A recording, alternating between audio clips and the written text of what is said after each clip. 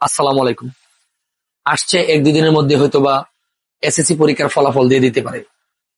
এইবার এসএসসি পরীক্ষাটা একটু কঠিন হয়েছে, তাই হয়তোবা এই এসএসসি পরীক্ষা অনেকেই খারাপ করতে পারে। তো যারা পরীক্ষা ভালো করবে তাদেরকে অগ্রিম অভিনন্দন। যারা পরীক্ষা ভালো করতে পারবে না, অকৃতকার্য হবে অথবা ফেল করবে, তাদের উদ্দেশ্যে মূলত আমার আজকের এই ভিডিওটা তৈরি করা। পরীক্ষার রেজাল্ট যাই হোক, কখনোই কোনো ভুল সিদ্ধান্ত নেওয়া যাবে না। প্রতি বছর আমরা দেখি আমাদের এই দেশে পরীক্ষার রেজাল্টের পর অনেক ছাত্ররা যারা কিনা ভুল সিদ্ধান্ত নেয় এবং তাদের নিজের জীবনকে নিজেরাই শেষ করে দেয়। এটা কখনোই করা যাবে না। একটা কথা মনে রাখবা, একটা পরীক্ষার রেজাল্ট কখনোই তোমার জীবনকে নির্ধারণ করে না।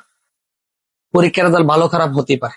ধরো তুমি এই বছর খারাপ করলে, কোনো সমস্যা নেই, তুমি নিজেকে শক্ত করো এবং এই খারাপ থেকে ভালো কিছু করার পথই নিয়ে তুমি এগিয়েছো।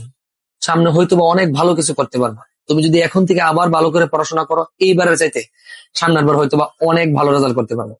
অভিভাবকদের উদ্দেশ্যে আমার আরেকটা কথা, আপনারা এই রেজাল্টের দিন আপনার সন্তানের পাশে থাকুন, একসাথে বসে রেজাল্ট দেখুন। সে যদি ভালো রেজাল্ট করে আলহামদুলিল্লাহ, যদি খারাপ করে আপনি তার পাশে থাকুন, তাকে মনোবল দেন। তাকে কখনো ছোট করবেন না, তুচ্ছ তাচ্ছিল্য করবেন না, কারোর সাথে তুলনা করবেন না। রেজাল্ট যাই হয়েছে মেনে নেন।